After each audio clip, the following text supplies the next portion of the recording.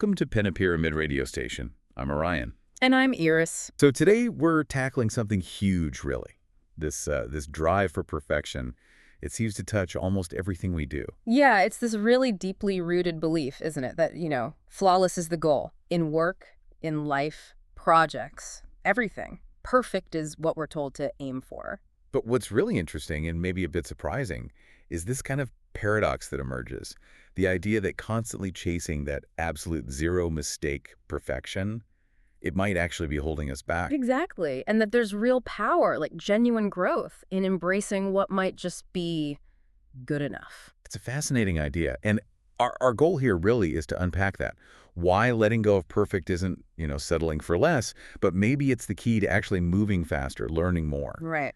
And maybe just pause for a second and think about this yourself. Has that feeling, that need for something to be perfect, ever stopped you?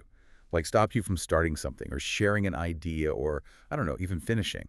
Oh, absolutely. That hesitation, that fear that if it's not perfect, it's basically a failure waiting to happen. It's so common. And this constant chase for perfection, it can actually be pretty detrimental. So let's look at some examples. Like in business, there's this concept, analysis paralysis, where you just endlessly delay launching something, right? Tweaking, refining, terrified of any little flaw. Right. And then you see competitors who are, more comfortable launching a minimum viable product, an MVP. It's not perfect. It's explicitly designed to be just good enough for that first version. And the point is, by getting it out there, they're in the market. They're getting real feedback from actual users. And they iterate super fast. They learn incredibly quickly because they're dealing with reality, not just theory. Exactly. Their growth comes from daring to be imperfect early on. Action, it beats endless planning. And you see the same pattern in personal growth stuff, too, like trying to build a new habit, gym, meditation, diet, whatever. Oh, yeah. The all or nothing trap. Totally. You miss one day at the gym, and suddenly it feels like the whole effort is ruined, so you just stop. Yeah, that feels very familiar, that kind of thinking.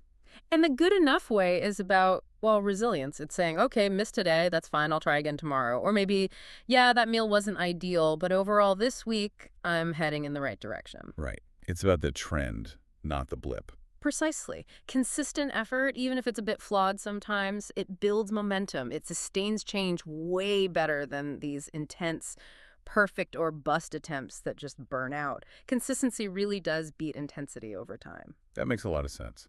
What about in leadership roles? Demanding perfection from your team. That can backfire, can it? Oh, big time. If people are scared to share an idea that isn't fully baked or a rough draft because they're worried about being judged for imperfection, then creativity just shuts down. Risk-taking goes out the window. Exactly. You only get the safe, heavily filtered stuff. But if you foster an environment where, rough drafts are welcome, where iteration is just part of how things work. Where mistakes aren't failures, but chances to learn. Yes. That's crucial. You empower the team, they move faster, they adapt better. And honestly, they're much more likely to stumble onto real breakthroughs because they're not paralyzed by needing everything perfect from the get-go. Okay, so the main takeaway here seems to be that letting go of that iron grip on perfectionism. It doesn't mean lowering your standards, does it? Not at all. It actually frees you up for faster learning, for being more adaptable, for actual continuous improvement. Good enough is like the launch pad. It's what lets you act. To ship the product, to try the habit, to learn from it, to evolve it. Yeah, it's not the final destination, it's the necessary first step.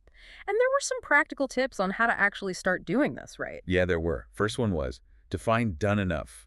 Before you even start, figure out what the core requirements are. What's the minimum needed for this version to be useful and move things forward? Right. Aiming for useful, not flawless forever. Right. Okay, what was next? Second, embrace iteration. Basically, accept that the first try is just a first try. It's a starting point. Get something out there so you can get feedback and make it better. Don't expect to nail it perfectly the first time. Exactly. And the third one, which feels really key, is practice self-compassion. Important. You're going to make mistakes. Things won't be perfect.